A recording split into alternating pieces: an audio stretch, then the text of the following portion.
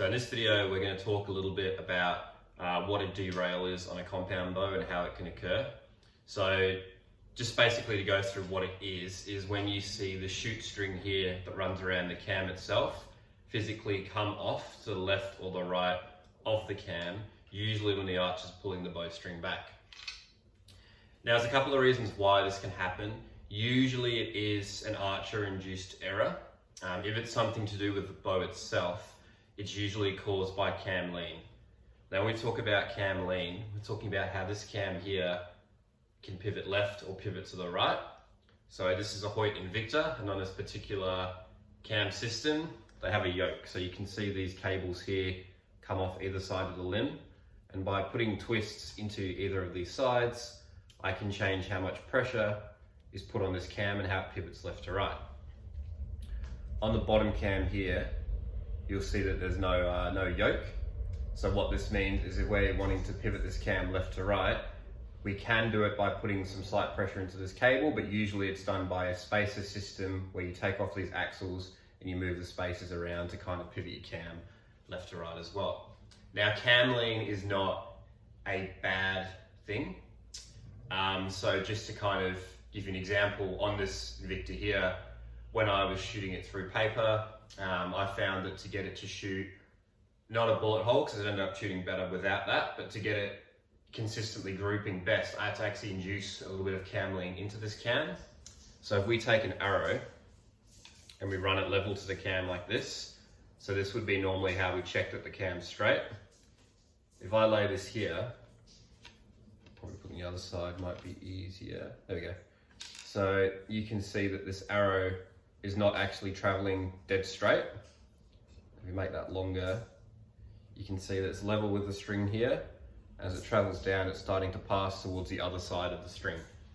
So this bow doesn't have perfect cam lean, as we would say, but for me, that's what makes it shoot the best. So for it to derail because of cam lean, it has to be a fairly extreme angle on this cam or on that bottom cam for it to do that. So this is a very, very rare kind of cause of a derail. Biggest one, I'd say the biggest two actually, is if you take a compound bow with your fingers and you pull it back like this. So these bows are designed to be drawn with a release aid. So when you draw back with a release aid, it's very hard to pull it back anything less than straight. So this string will come straight off the cam and straight back to the archer. When you pull with your fingers, straight away you're kind of pulling it out to the side. And what that does is if you pull the bow back and you're torquing it and twisting the bow, you can pull the string out and it'll pull it straight off the wheel. So you never want to pull back a compound bow just with your bare fingers unless you're really, really careful that you're pulling it back dead straight.